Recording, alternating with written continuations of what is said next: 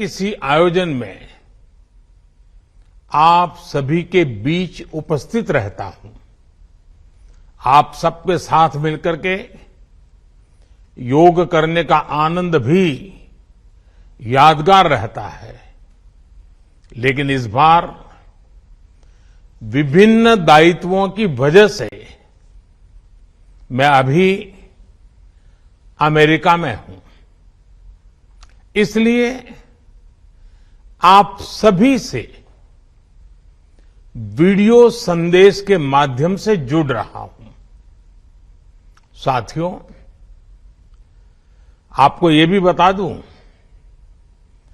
कि भले मैं आपके बीच योग नहीं कर पा रहा हूं, लेकिन योग करने के कार्यक्रम से भाग नहीं रहा हूं और इसलिए आज शाम को भारतीय समय के अनुसार शाम 5:30 बजे करीब करीब संयुक्त राष्ट्र यूएन के मुख्यालय में जो विशाल मात्रा में योग कार्यक्रम हो रहा है, मैं उसमें शामिल होऊंगा। भारत के आह्वान पर दुनिया के 180 से ज्यादा देशों का एक साथ आना ऐतिहासिक है, अभूतपूर्व है। आप सबको याद होगा 2014 में जब यूएन जनरल असेंबली में योग दिवस का प्रस्ताव आया तो रिकॉर्ड देशों ने इसे समर्थन दिया था।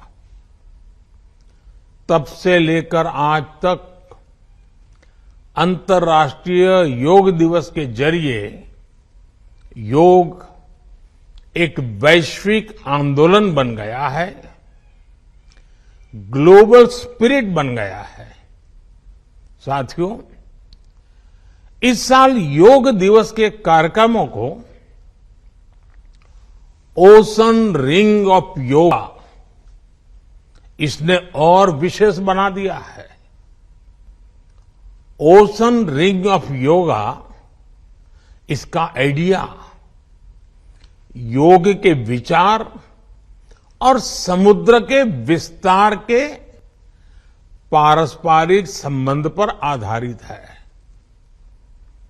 सेना के जवानों ने भी हमारे जल स्रोतों के साथ एक योग भारतमाला और योग सागरमाला बनाई है।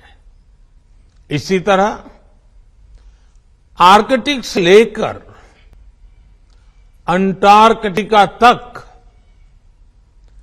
भारत के 2 रिसर्च बेस यानी पृथ्वी के 2 ध्रुव भी योग से जुड़ रहे हैं।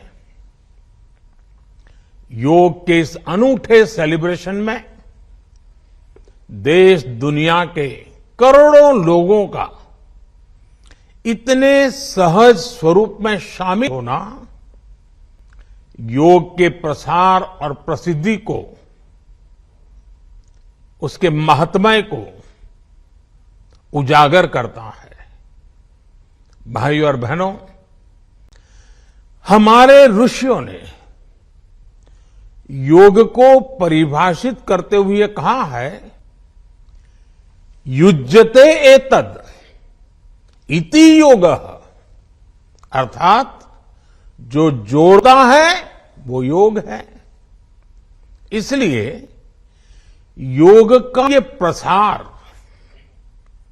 उस विचार का विस्तार है जो पूरे संसार को एक परिवार के रूप में समाहित करता है।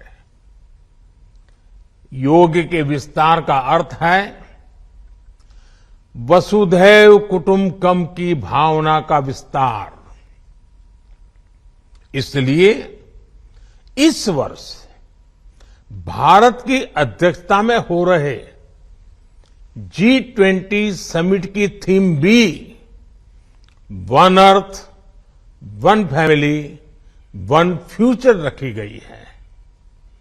और आज पूरी दुनिया में करोड़ों लोग योगा फॉर वसुधैव कुटुंबकम की थीम पर एक साथ योग कर रहे हैं।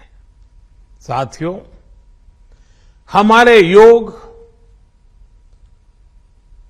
इसके संबंध में ग्रंथों में कहा गया है, व्यायामात लभते स्वास्थ्यम दीर्घ आयुष्यम बलम सुखम। अर्थात योग से, व्यायाम से हमें स्वास्थ्य, आयुष और बल मिलता है। हम में से कितने ही लोग जो बीते वर्षों में योग से नियमित जुड़े हैं, उन्होंने योग की ऊर्जा को महसूस किया है।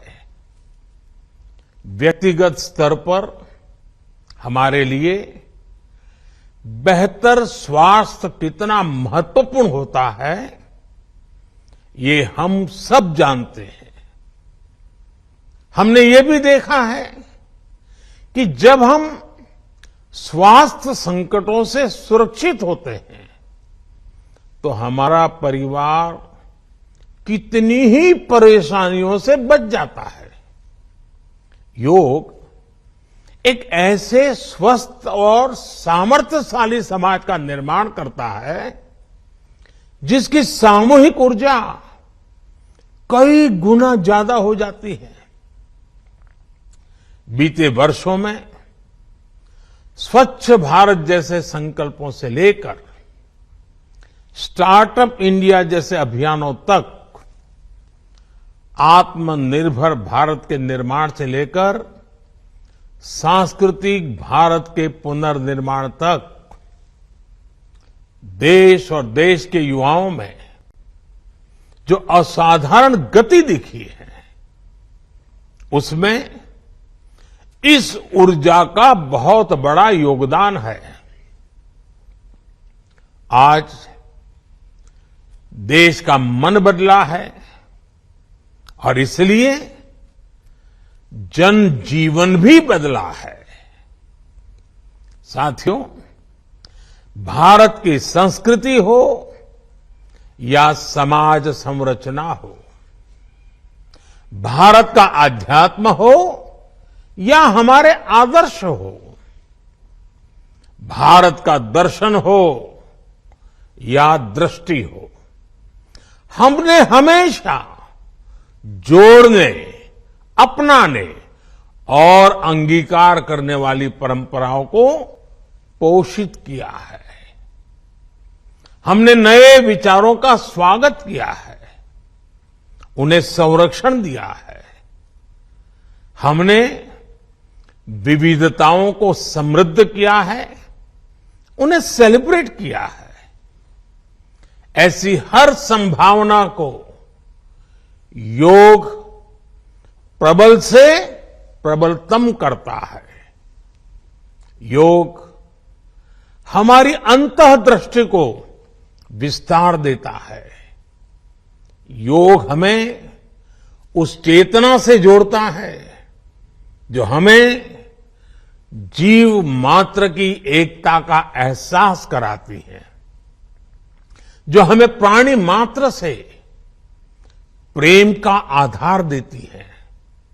इसलिए हमें योग के जरिए हमारे अंतर विरोधों को खत्म करना है।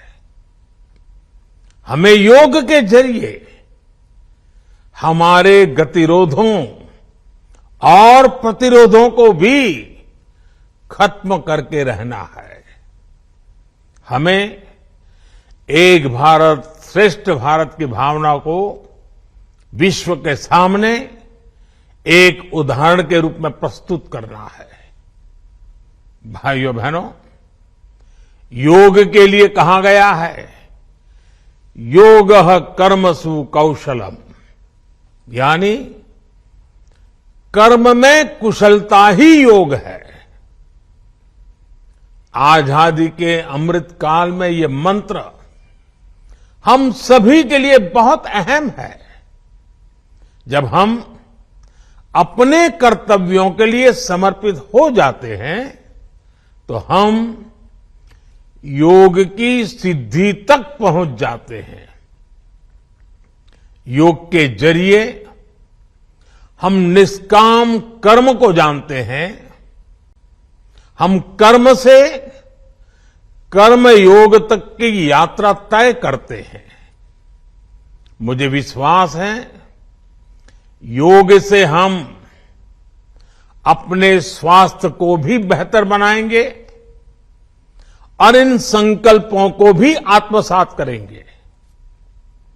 हमारा शारीरिक सामर्थ्य, हमारा मानसिक विस्तार, हमारी चेतना शक्ति, हमारी सामूहिक ऊर्जा विकसित भारत का आधार बनेंगे।